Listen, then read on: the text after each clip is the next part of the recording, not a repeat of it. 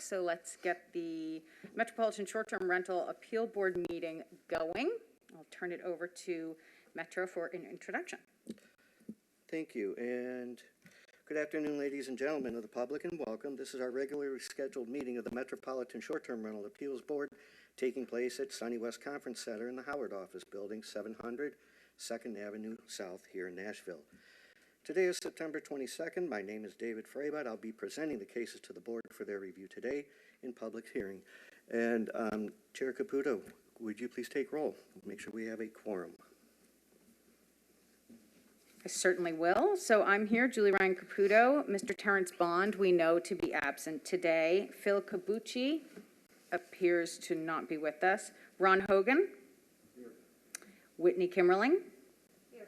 Mike Loico. Here. Sean Parker. Present. Terrific. And with that, a quorum is met. For these public hearings, the board reviews the correspondence submitted in support of and opposition of these cases. The board also reviews correspondence and recommendations from other government agencies in preparation for the hearings.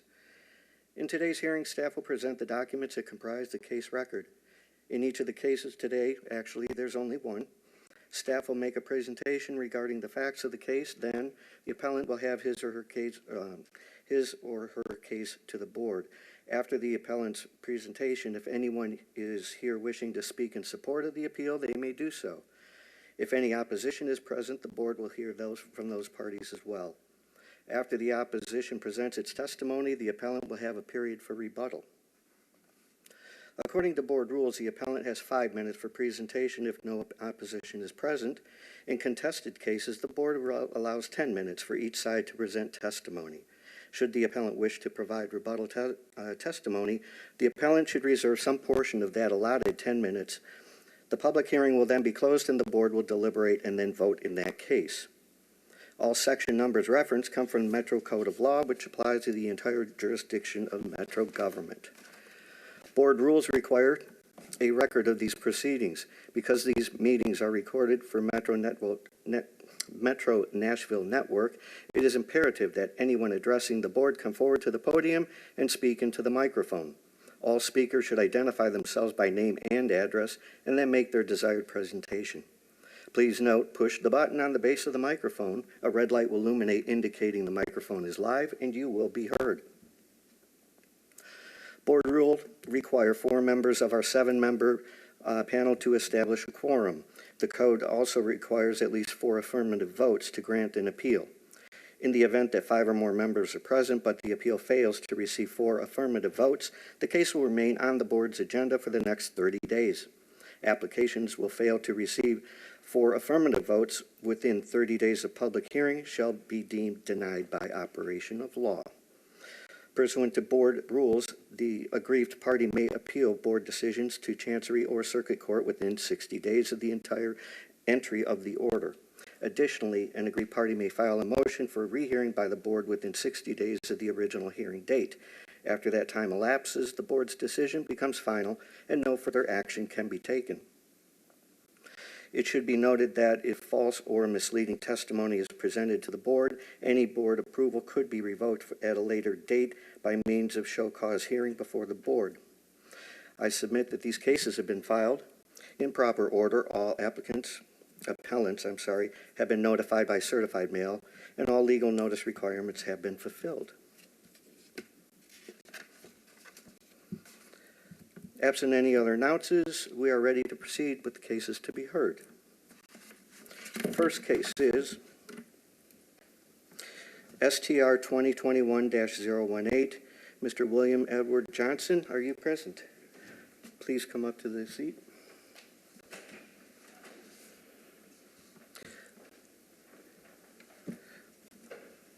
We will hear from staff first. After Mr. McBroom's presentation, we shall hear from the appellant. Is there anyone here to support this case? Is there anybody here in opposition? One person in opposition. We will then revert. There will be 10 minutes on the clock then. And you will have, Mr. Williams, you will have a chance to speak again after. Sorry, I'm not speaking well there. You'll have a chance to rebut. All right, rebuttal. Thank you.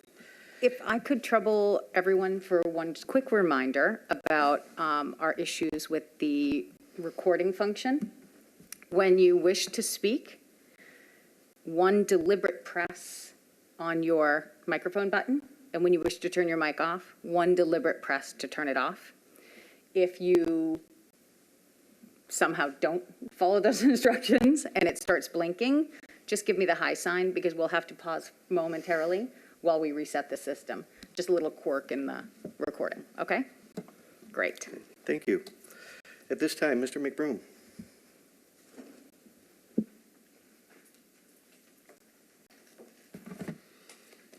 Good afternoon, Board.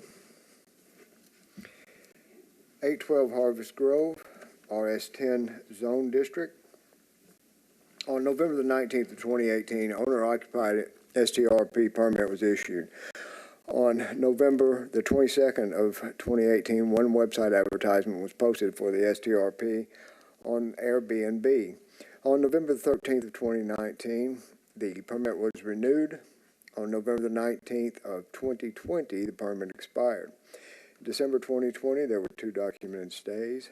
January 2021, there were 2 documented stays. February 2021, 1 documented stay.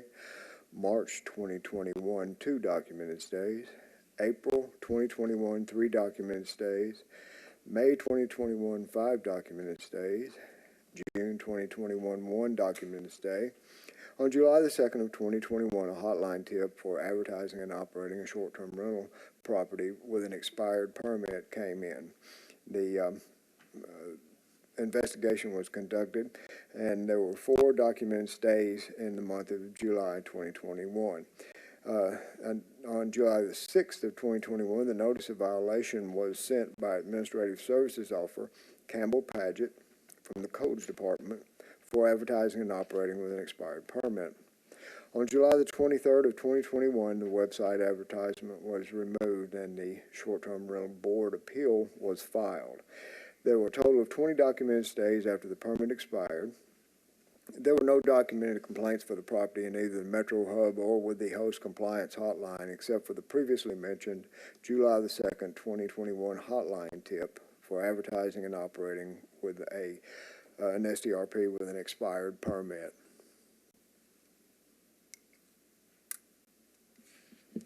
Very good. Thank you. So I am assuming that you are Mr. William Johnson? Yes. Okay, very good. Just as a point of clarification, do we time for 5 minutes on the initial presentation and then 5 minutes for the person who's come in opposition? It's 10 minutes as a whole. Okay, including both parties. And let me make sure it's correct. I just don't want to shortchange you on time. For each side. 10 minutes for each side, okay. So, Mr. Johnson, you may remember the caution you were given at the top, that you may want to save some of that 10 minutes to rebut what we hear from the individual coming to speak in opposition. So, if we can start the clock now, please share with us your name, your address, and then tell us about your situation. Yes, ma'am. I'm William Johnson. My address is 812 Harvest Grove Drive, Antioch, Tennessee. And yes, I was informed, as mentioned, I believe in July, that my permit had expired. I was actually on orders during the time of the permit expiring, I believe in December of 20. And so once I was informed that it had expired, then I followed all the proper protocols in terms of taking it down, as well as, filing for the appeal. I did have a battlebud of mine wanting to come down to the 800 building to figure out how to file for the... I'm so sorry, Mr. Johnson. I'm understanding that you hadn't pressed the button. I apologize. Sorry. Okay. Sorry. Okay, continue. Sorry. Yes, and so I had a battle buddy of mine to actually come down to pay for the permit. I'm sorry, you said a buddy of yours? A battle buddy A battle buddy. in the military. I'm sorry. No, you're fine. And so they came down to take care of the permit actually for me in the 800 building, and the security guard informed them to basically give my information and phone number, and that I will be contacted basically due to COVID, that they didn't have anyone inside of the building at that time. And so they gave information, if I'm not mistaken, I believe it was around the end of January, 1st of February-ish, but I never received any notification. And unfortunately, actually during that time, I was suffering actually from a loss. I'm a very close loss. And so I kind of was out of it in a sense. So I didn't really pay as much attention as I probably actually should have. So there's no excuse.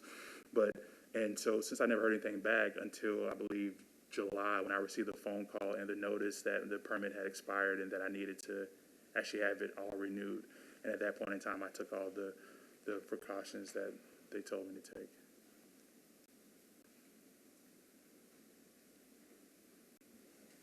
Okay, can I open the floor to see if any of my fellow board members have any questions they want to run by you? Mr. Johnson, can you clarify when you sent your friend down to try to renew the permit? I do believe that it was in January, and it's only because I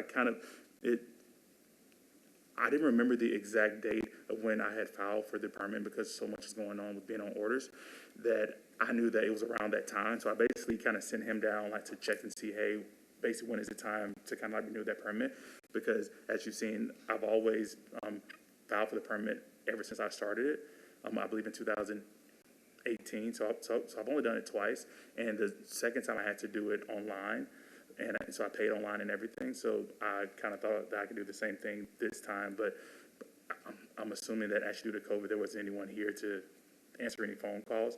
So that's why I sent someone down. But it was around the end of January or beginning of February. Now, when you say you're on orders, tell us about you're in the military. Yes. Okay, so tell us. So I'm no longer in the military now. I actually just got out this year. Yes, ma'am. I'm sorry. Thank you for your service. Yes, ma'am. Thank you. When you were on orders, where were you? In Texas. You were in Texas. Seagoville, Texas. Okay, and what time period were you in Texas? December, actually on my orders, so from the 24th of 2019 for 452 days, so I came off of March this year.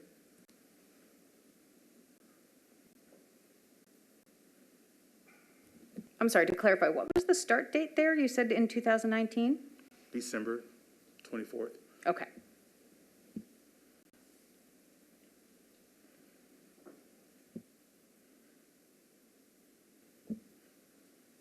Any other questions?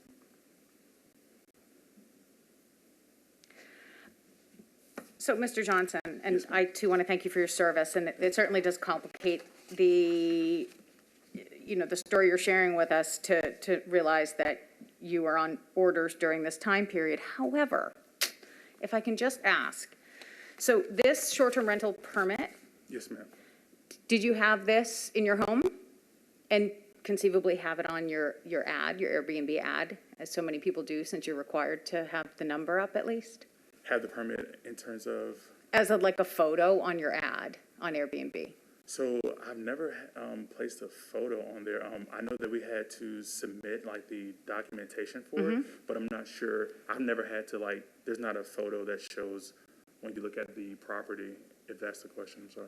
No, I think what I'm asking, because you're required by Metro regulations to put the permit number on your ad to show that you're permitted on Airbnb. Okay. So a lot of people just put a photo of the permit itself. Oh, okay. So you don't do that? So I don't put a photo of it, no. No. Okay. No, I don't. Because it very clearly, you do have a copy of this, or you've had copies of Yes, this. yes, yeah. ma'am. And it does very clearly state the expiration date. Yes, ma'am. So, and I submitted all of the documentation for it, but I don't remember ever having to post the number on the page itself. Well, Sorry. that's neither here nor there, but in the future, when you do go back into operation, Yes, ma'am. I'm pretty positive that you're required to list your permit number on your ad. Okay. I was unaware of that. Yes, ma'am. Well, you're not here for that today, but just Yes, ma'am. good bit of information to have. Can I just double check with Metro? you. What is the grace period after the expiration of one's permit before it's considered delinquent? 30 days. Okay. So to that end, are we in agreement that even by the time Mr. Johnson sent a friend in to address the issues, he was already past the grace period? Doesn't that seem to be the case? Okay. Mr. Johnson, if I may, remind me, and you may have said this already, but I'm just trying to get a good timeline in my mind. What prompted you to send your friend down in January? Just to kind of follow up on the permit, because I wasn't sure. I knew that every year that I had to actually get one, but I couldn't remember when I had done it on the last time, because I was sending actual emails kind of back and forward, which is how I paid for it as well. But I knew that every year, so I just assumed in January is like the best time. That's the beginning of the year, so let me go ahead and send them down, like, just to kind of, as a follow-up, just to make sure that either the permit is about to expire, has expired, or needs to be renewed. Okay, so Because I think it expired in December, correct? I'm sorry, your permit expired in November. Oh, in November, okay. For some reason I thought December. Okay, I apologize.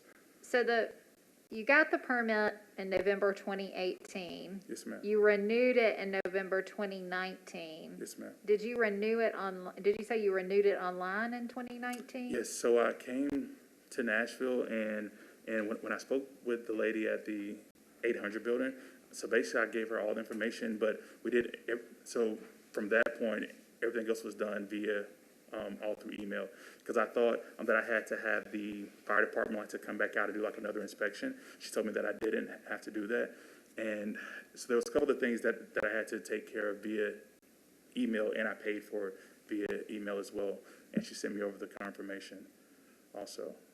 Okay, so then, potentially in January of, your permit expired November 2020, potentially in January 2020, somewhere around in there, you sent your friend down to check on it, and they told your friend, they took your information and said Yes, that they ma'am. would get back with you? Yes, ma'am. Okay. Either via email, by mail, or on a phone call, and so you left all the information there with them.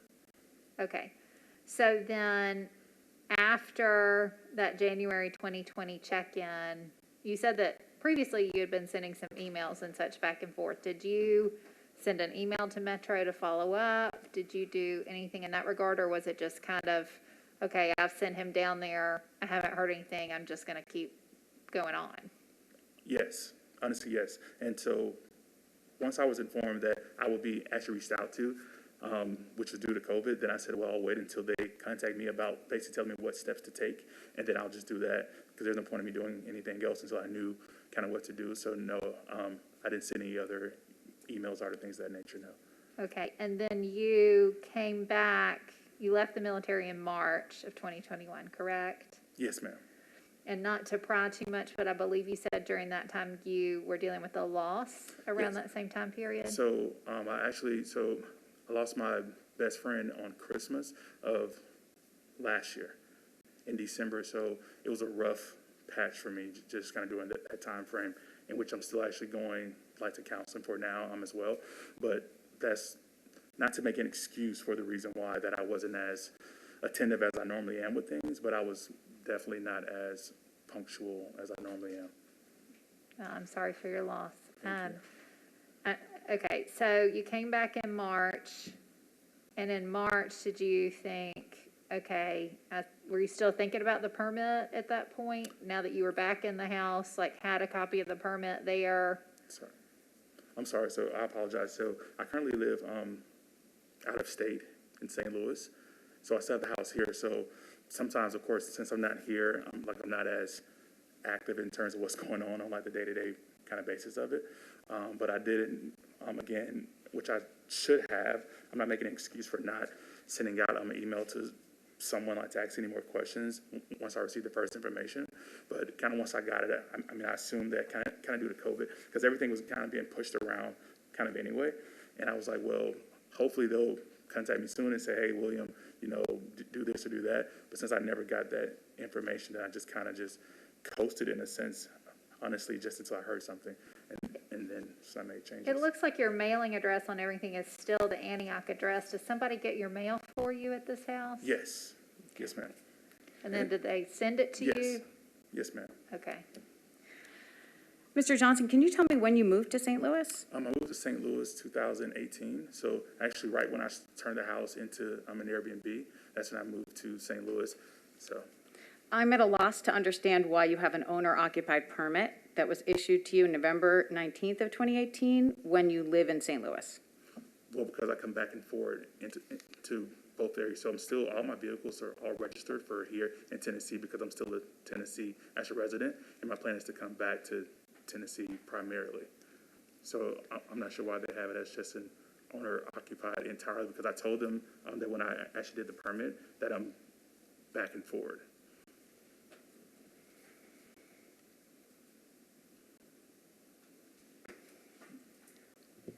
Mr. Johnson, Yes, ma'am. do you know the dates of the stays at the Airbnb for July 2021? I can pull it up on the app. If you don't mind telling us the actual dates, I'd appreciate Yes, it. ma'am. If I may intervene for just a moment, Please. some possible clarification. BL 2018-1455 actually defines permanently resides. And this is a case where the zoning allows for an owner-occupied short-term rental permit only, not non-owner occupied. However, the definition of permanently resides, and I do not have multiple copies, but I do have one that you could read. It does talk about the means to occupy a home or unit as one's legal domicile where the habitation is fixed and to which whenever the person is absent, the person has a definite intention to return. And it goes on a little bit further from there. So there is situations where a person having a owner-occupied permit does not reside permanently as a fixed object 100% of the time. Thank you. So for some reason, the app is not allowing me to go back that far, or just even past this month, past August. I'll have to actually log in online in order to do it, but if that's okay, I'll see if I can do it just from actually logging in, because the app is not allowing me to see back in July. You think you can look it up on your phone right now? I'm going to try Okay, to do that. yeah. If that's okay with everybody, I'd like to have that info. And it may help to join the Metro Wi-Fi. Yes, ma'am. The cellular service in this building isn't super. Thank you.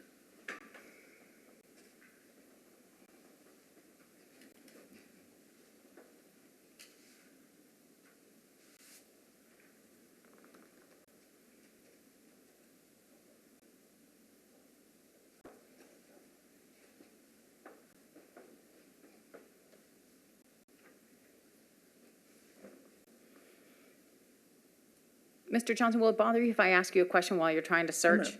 Okay. No problem. So, and I don't mean to sound less than sympathetic for the loss of your friend, especially during the holidays. It's a very difficult time to suffer a loss. However, may I ask how it is that you administer these stays? You know, you have every right to have had a difficult time, but during the same period where you were incapable of following up on your permit, you know, you had 2 documented stays in December, 2 in January, 1 in February, 2 in March, 3 in April. If this is such a difficult time, you know, how is it that you're on top of the requests, managing the comings and goings of your guests, managing what needs to be done to clean up after them or what have you? How is it that you manage your property so that was no problem for you, but getting a permit was? Yes, ma'am. So I have a co-host, and my co-host is the one who manages everything. And so she comes in and actually cleans the house and approves and denies, and then also just responds to any type of guest problem. So like I really don't. Basically, like the main thing, honestly, that I do is pay the bills and then ensure that everything is there that needs to be there, like the tissue, paper towels, snacks, and things of that nature. So your co-host manages everything, but she couldn't manage to get your permit renewed on So time? she doesn't own the house, so Yeah. I typically manage all of like the business side of it, and I let her just, because it's easy from the app, like for her to just kind of, and I don't want to give her that much of a privilege. She's not kind of like a licensed Yeah. kind of management company. Okay. So sorry, why don't you finish sorry. the search and, because I think we should, I think we're probably well past our time Sorry. allotted and should wrap this up. Trying to get to it. Let me get to it.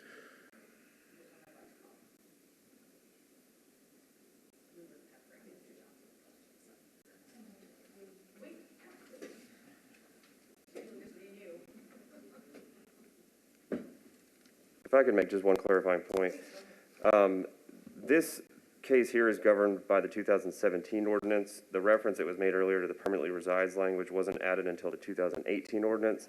So obviously, we wouldn't look backwards with that definition, just to inform the board.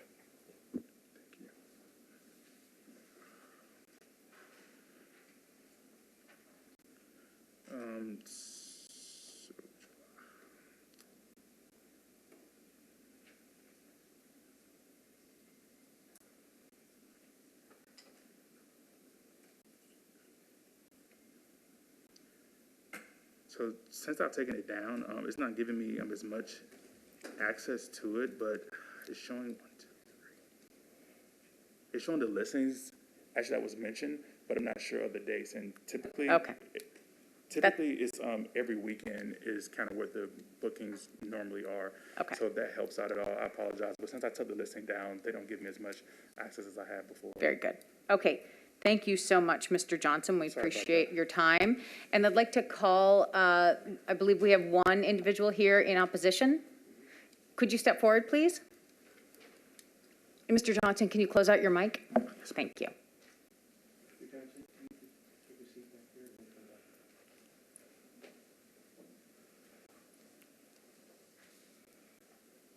Good afternoon. Thank you so much for taking time to come down and speak with us today. If you could, perfect, open your mic and share with us your name and your address and share with us your story. Okay, so my name is Kim. I work for H&D Property Management Kim, we're going to need your last name and your address. Okay, Kim Maldonado. The address is 421 East Irish Drive. I'm the HOA property manager for the Harvest Grove subdivision. And in their rules, there is actually a no rental rule for their HOA.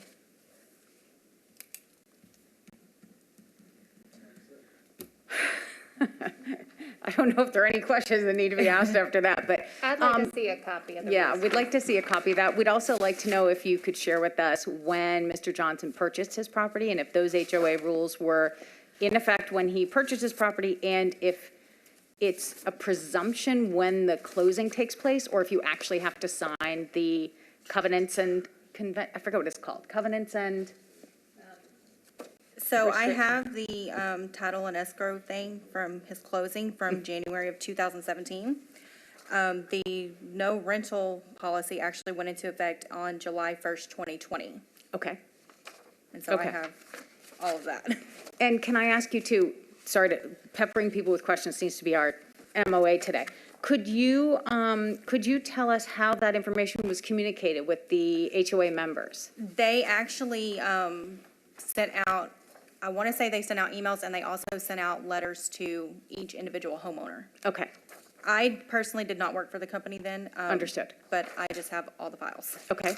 So the HOA rules were changed. One could assume that that was based on a vote held Correct. by the HOA members. Correct. Okay, and the changes went into effect in January of 2020. Correct.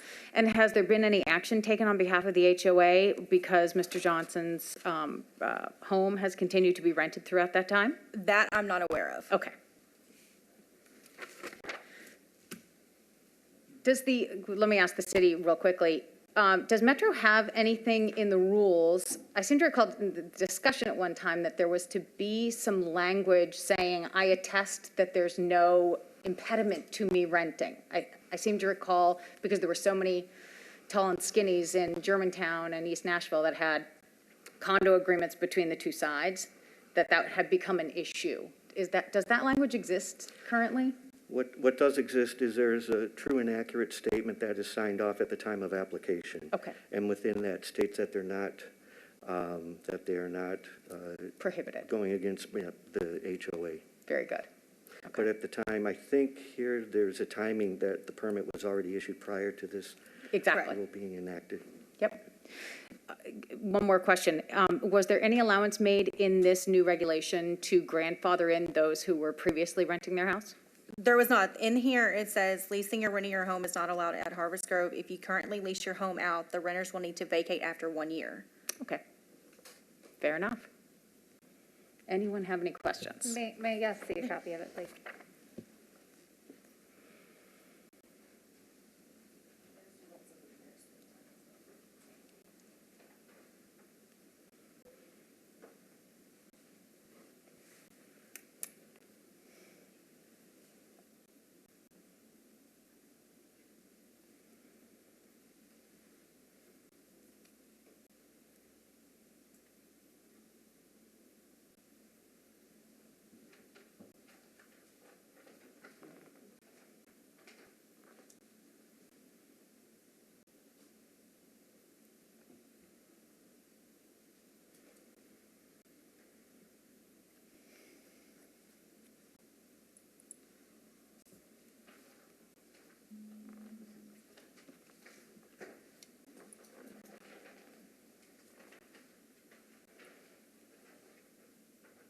could have been drafted better, but it does say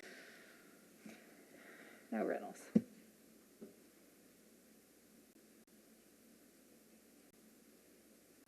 And in saying that, Ms. Kimberly hopes you didn't draft it, Kim. My apologies if so, but it She could have been wasn't there when they drafted did it, so there was no way that was the case.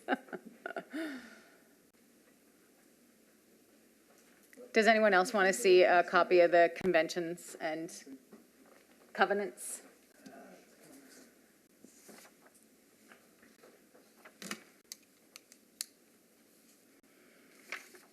And Ms., is it Maldonado? You don't by any chance happen to have a copy of the letter that was sent to Mr. Johnson? I do not. But you're quite confident that a letter was sent to every homeowner? Correct. Okay. Okay. We're going to return these to you in a second. Does anybody else want to take a look? No? Does anyone else have any questions for Ms. Maldonado? Thank you so much for your time today. We greatly appreciate it. Is it allowed for somebody to speak or not? I'm sorry? Is it allowed for, like, somebody to, I mean, I don't know Ab- what the process is. Absolutely. Are you here in opposition? No, I mean, I live in that community, and me personally, I never received that letter, so that's why I was here, because, I mean, I recently got the letter, I don't know if you were at that house, and I, Could you step forward if you want to share?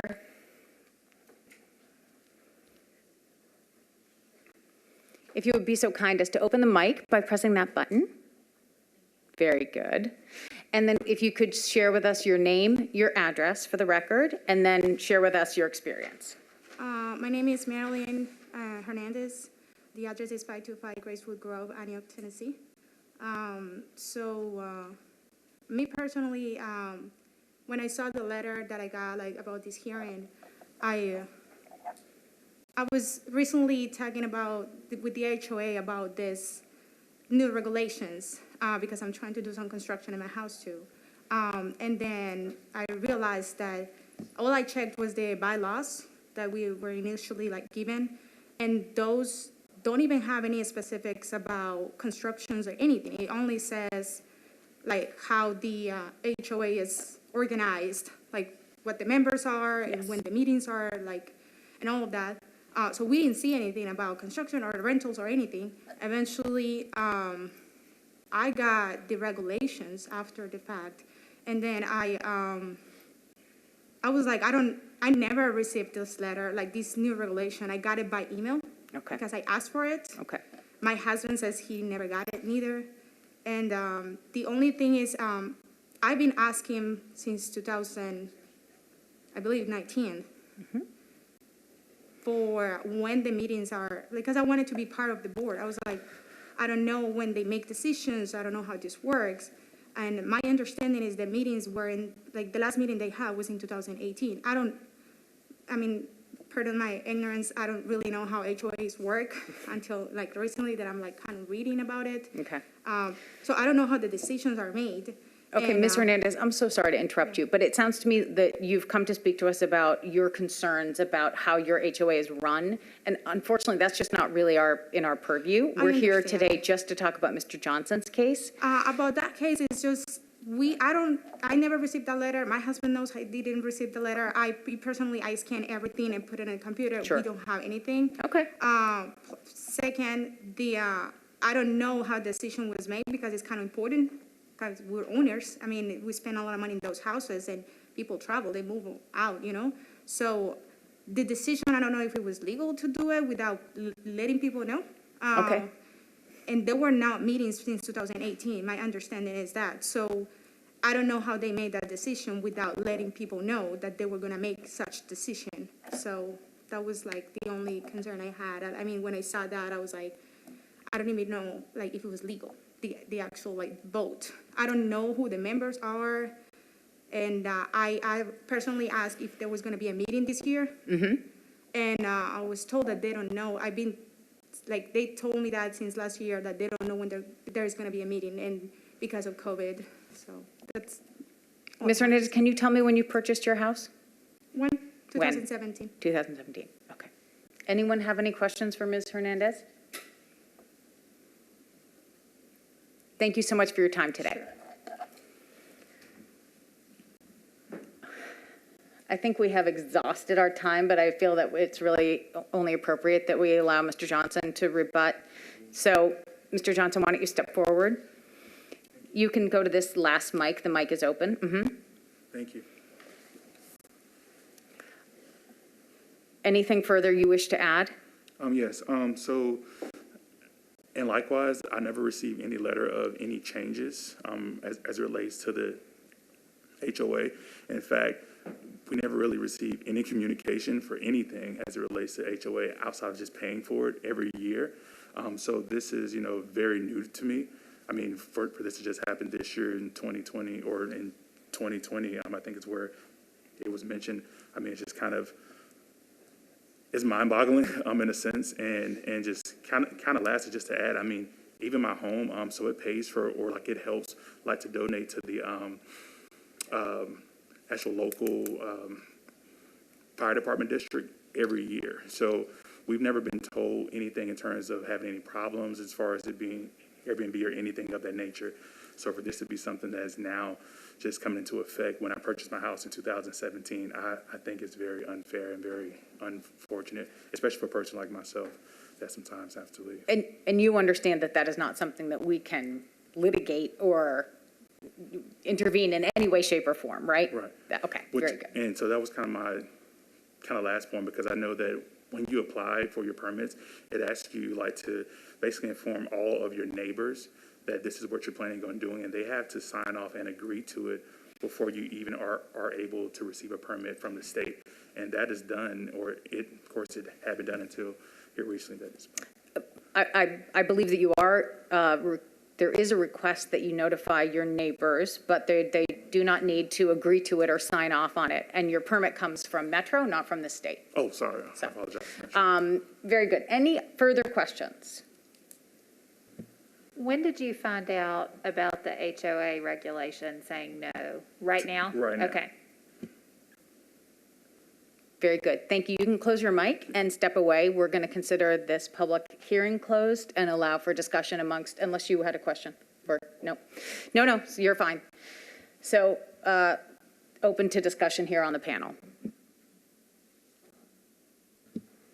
Thank you, Chair, and thanks, Mr. Johnson and everybody else who came out to speak about this case. As far as what this board has jurisdiction over, this does seem to me like a screwed up, got the notice, did everything they could to correct the violation. Ad was removed within, within 2 weeks or so from the notice being sent from codes. So I'm happy to listen to other discussion, but I would certainly entertain a reasonable reduction of the full year penalty in this case, because just again, it seems like a very honest mistake, and it appears that the appellant took quick action to correct it. So sorry, I'm losing my voice here, but I'll listen to the discussion.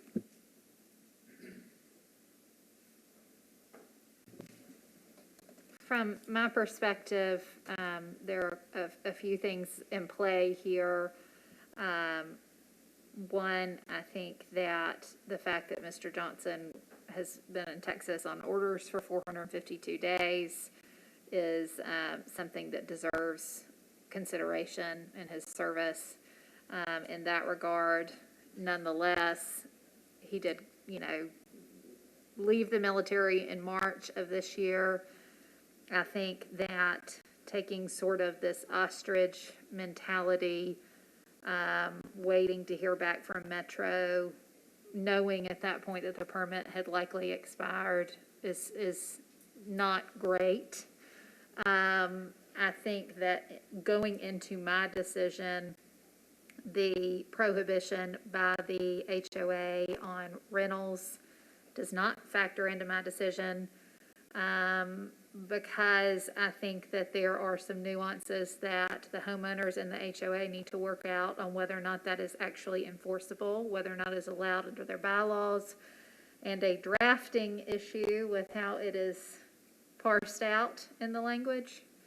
So I would not factor that in at all in any type of decision we make, because I think that it is likely that shouldn't even come into play. But nonetheless, it concerns me that even after Mr. Johnson was out of the military and the permit was likely, he knew the permit was likely expired, there were still rentals.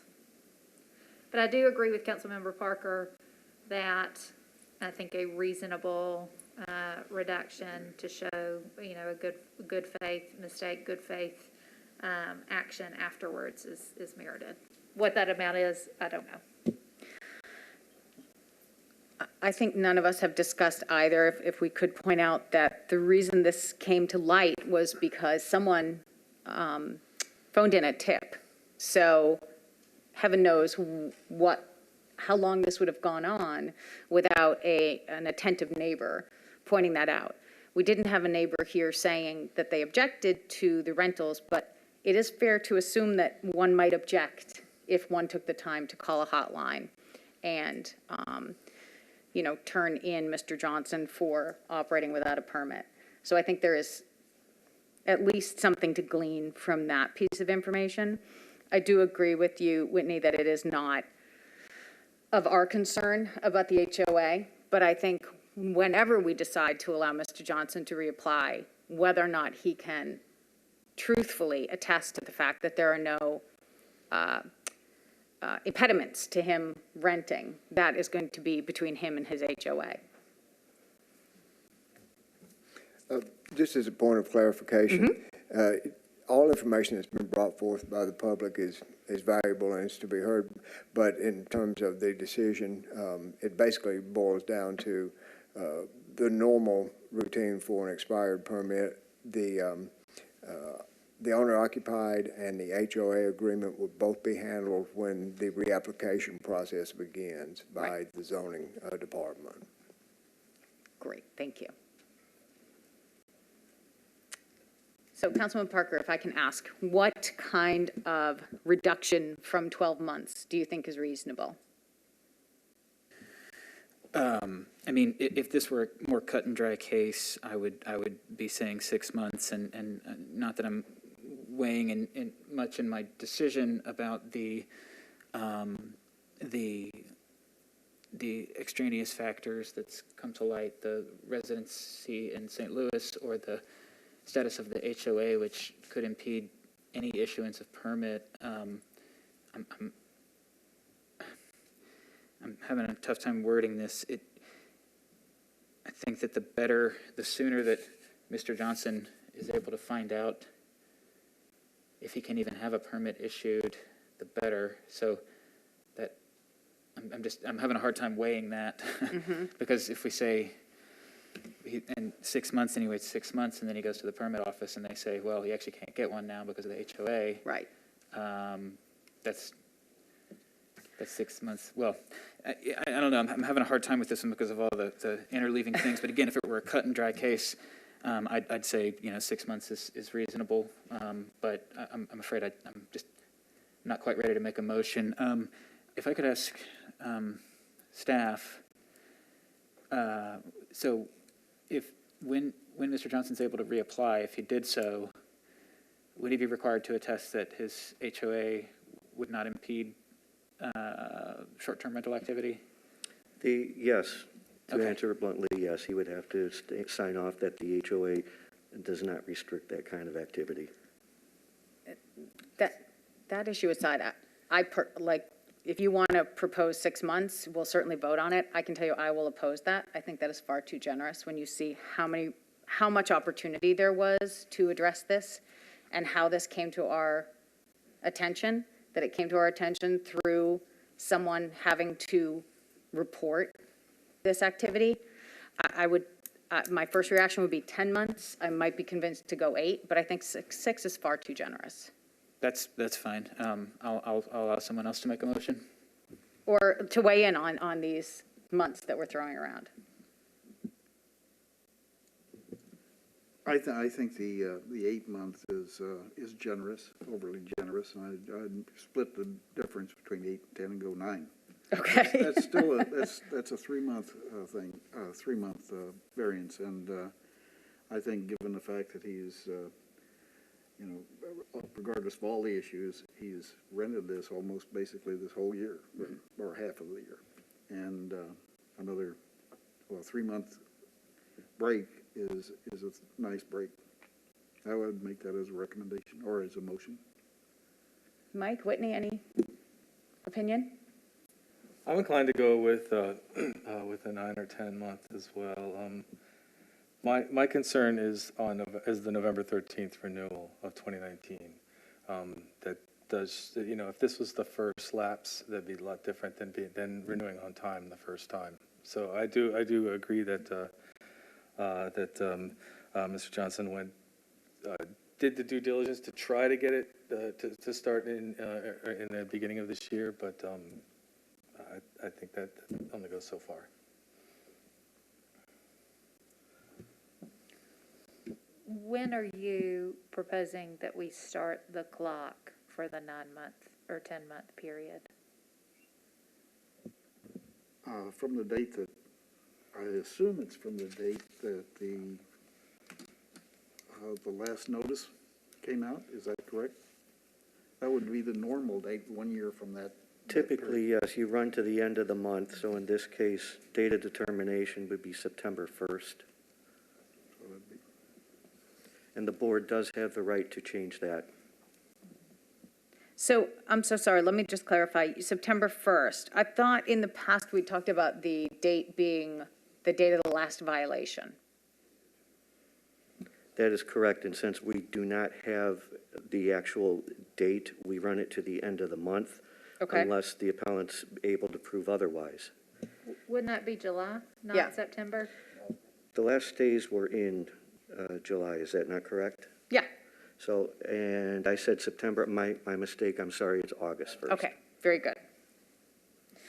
So we would start August 1st with a 10-month waiting period or a 9-month waiting period? What's the, I would Mood. move that it's 9 months from August 1.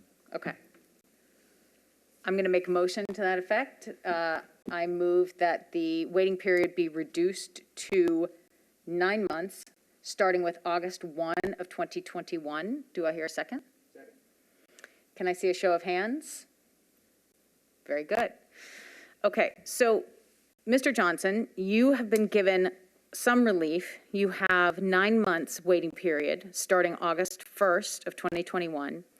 At which time, after that period, you can apply for renewal. This does not mean, by any stretch of the imagination, that we are saying you can have a permit. That is going to be entirely up to you and your HOA. So I'm sure that's something you'll want to get buttoned up before reapplying. Okay? Very good, thank you. Let's consider today's meeting closed.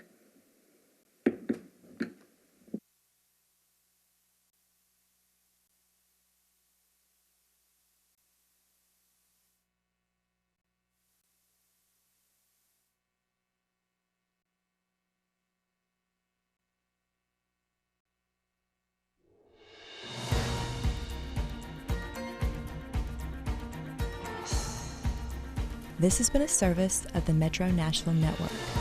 If you would like to see this presentation again, or for more information about this and other programs, visit nashville.gov.